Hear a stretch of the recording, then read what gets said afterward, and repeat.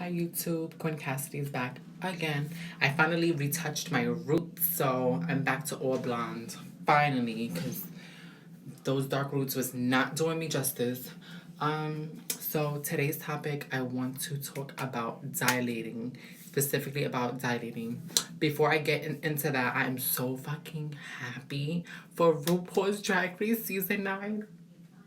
Oh my god, hold on.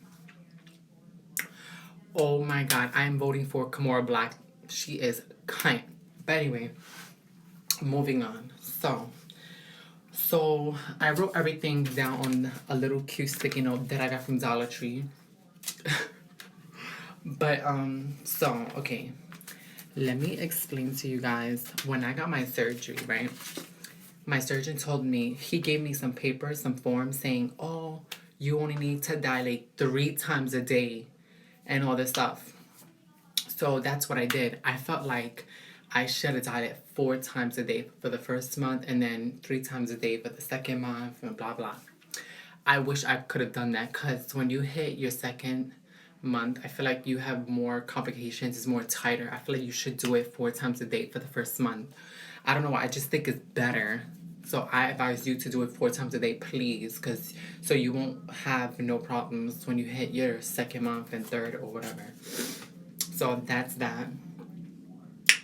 So when dilating, of course you need your bed absorbent pads because when you dilate, of course, when you use the lube and stuff like that, you know, the lube comes back out, especially if you're sleeping naked or laying down naked like I do, you know, or if you want to wear clothes or something with a pad, you could do that as well.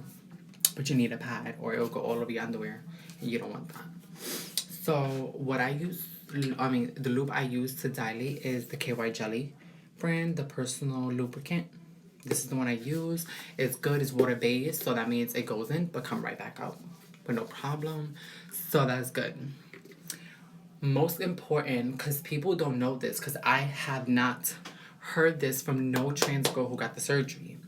So when you dilate, right, the lube, like you have to clean the lube off your lips or it will get so dry that the next time you dilate it's going to be so hard for you to dilate. That's what people don't tell you. Like I experienced that. I was so frustrated because no one told me. Even my surgeon did not tell me, oh, but whenever you dilate you have to, you know, clean the lube off your vagina because you don't like shower every time you dilate. Come on, like.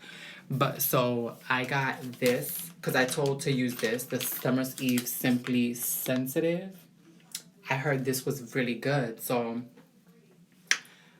I started to use this every time I dilate. After I cleaned it off, blah blah, and then I'm good to go. So finally, I started using this. It took what, 3 months? By the way, I make 3 months in 3 more days. I'm excited. No, I'm just kidding. But yeah. So you could use this to clean off the lube off your vagina. Right after you take out your dilator, you clean it right there. I first kind of clean it with toilet paper a little bit just to get it less moist, and then I clean it with this. So let's move on to the dilators real quick.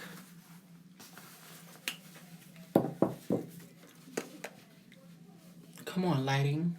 Anyway, so this is how the number one dilator look. I use this 3 times a day for the first month, which I should have used this 4 times a day. I don't know why I did it, but if I was you, please 4 times a day, and then on the second month, use this and this 3 times a day, and then the third month this alone, stuff like that. I just think it's better, honestly. It's just more comfortable because you don't want to just go straight from that to this real quick like that. You know what I'm saying? Because I don't know, but I use this alone now, and I'm about to be 3 months, so I use this alone. And then probably my 4th month, I'm gonna use this, but with this too. So I'm gonna do this and this 3 times a day. This is the third one, and this is the second. So I'm on this one alone. And since I dilated 3 times a day with the first one, this one does hurt a little bit, which I feel like it shouldn't. Like, I'm already about to be 3 months. It shouldn't. That's why it's freaking, like, you have to dilate 4 times a day with that first one. Trust me, do it. And then this is the fourth one. I think I used this when I hit 6 months or something. I'm not sure, but I don't know if I even want to get to this. No. Next, when you're new to dilating, I feel like it's important to have a mirror like this. Oh my god, you can see my whole entire face. But with this, it's good to have a little mirror just to know where you putting it in at, because you don't want to do it wrong, because whenever you don't do it wrong, because of course when you start you have to have it upwards, then you have to put it in a little bit until we get to like the first dot, and then you put it downwards and then you twist it off and something like that. So this is important to have too. I also use this for before I dilate. I just want to check my vagina real quick, just in case nothing, bleeding or something, or I don't have something on it, like a piece of tissue or something from using the bathroom. Clean it off first, because you don't want to not look at your vagina and just dilate. You don't want to do that, trust me, because you might dilate and then all that stuff that was on your vagina might go in your vagina. Like, you don't want that to happen. Trust me, you don't. So you should get a hand mirror. And this is a douche bottle by Summer's Eve, by the same brand as this, the wipes. But this is by Summer's Eve. It's an extra cleansing vinegar and water douche. I do this once a week. I already did it twice, but I did it wrong. I keep doing it wrong because I didn't know that you have to put the whole nozzle, because you have to pull this all the way up until it clicks. You have to put the whole nozzle in your vagina. I keep putting half the nozzle in, so it doesn't really clean out nothing.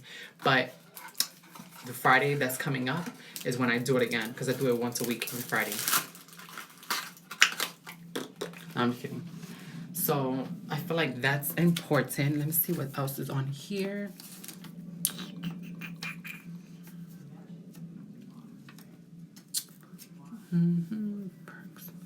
So another thing, when you're starting out dilating, of course they give you 6 tablets of Percocets, which is gonna like numb you from the head down. Like, you won't really feel anything. So if you're new to dilating, of course they're gonna probably tell you, oh, take a perk 1 hour prior to dilating or something, so it won't hurt as much. You could do that, but I feel like if you don't feel pain, like, try dilating without using the Percocets, because I feel like I wasted my Percocets. Like, I just kept using them. I mean, taking them because they made me feel so good. Like, I don't want to get addicted. Well, obviously I'm already done with mine's already, because they go by like this. Like, that's why you have to be careful the way you use them. Like, don't use them if you don't have pain. And if you want to use them prior to dilating, then do it. If if you don't have a high pain tolerance, whatever. What else?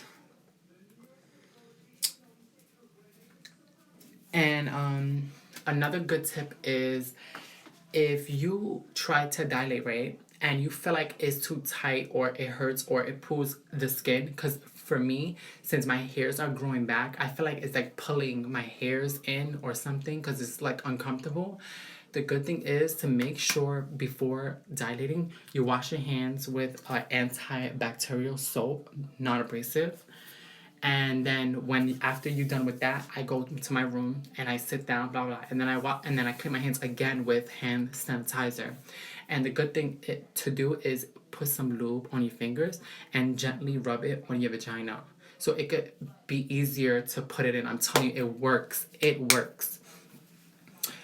Oh, sorry, I just got up. I'm just, but yeah. So do that.